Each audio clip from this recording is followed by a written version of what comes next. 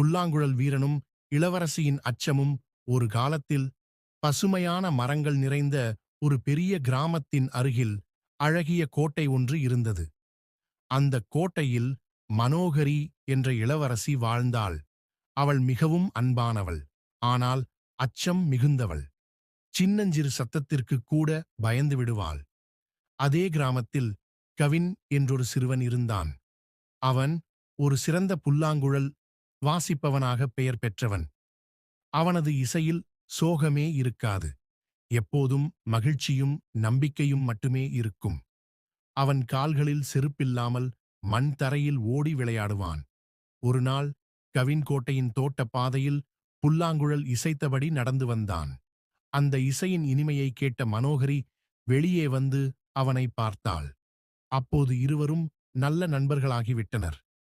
கவின் அவளிடம், அச்சம் என்பது நிழல் மாதிரி, இளவரசியே, வெளிச்சத்தை நோக்கி நடந்தால் அது பின்னால் போய்விடும் என்று சிரித்தபடி சொல்வான். ஆனால் மனோகரி கோட்டையில் தனியாக இருக்கும் நேரங்களில் அவனது வார்த்தைகளை மறந்து இருட்டுக்கும் இடியோசைக்கும் பயந்து நடுங்குவாள். ஒரு நாள் கருமேகங்கள் வானைச் சூழ்ந்தபோது ஒரு பச்சை நிற பெரும் டிராகன் வானில் தோன்றியது. அது கோட்டையை தாக்க மக்கள் அலறி ஓடினார்கள். மனோகரி சன்னலிலிருந்து அந்த டிராகனின் கோபத்தை பார்த்து அச்சத்தில் உறைந்து போனாள். அந்த நேரத்தில் கவின் தனது சிறிய புல்லாங்குழலுடன் அங்கே வந்தான். எல்லோரும் அவனை ஓடச் சொன்ன போதும் அவன் பயப்படாமல் நிலைக்க நின்றான். டிராகன் நெருப்பு கக்கிக் கொண்டு கோட்டையை நோக்கி பறந்தது. அந்த வேளையில் கவின் புல்லாங்குழலை உதடுகளுக்கு கொண்டு வந்து வாசித்தான். அவனது புல்லாங்குழலில் வந்த இசை பயத்தை நீக்கும் மந்திரம் போலிருந்தது. அந்த இசை வீரத்தையும் அமைதியையும் வெளிப்படுத்தியது. டிராகன் அந்த இசையின் இனிமையால் குழம்பி நெருப்பை நிறுத்தியது.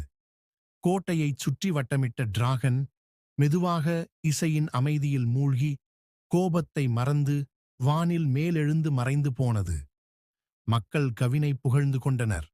மனோகரி தன் அச்சத்தை வென்று கவினின் அருகில் வந்து, உன் இசை என் பயத்தை விட பெரிய தைரியம் தந்தது என்று நன்றியுடன் கூறினாள். நீதி அச்சத்தை வெல்லும் மிகப்பெரிய ஆயுதம் தைரியம் அல்ல, நம்பிக்கை. நம்மிடத்தில் உள்ள சிறு திறமையே கூட பெரிய ஆபத்துகளை வெல்லும் ஆற்றல் கொண்டது. தைரியம் என்பது பயம் இல்லாதது அல்ல, பயம் இருந்தும் முன்னேறும் சக்தியே தைரியம்.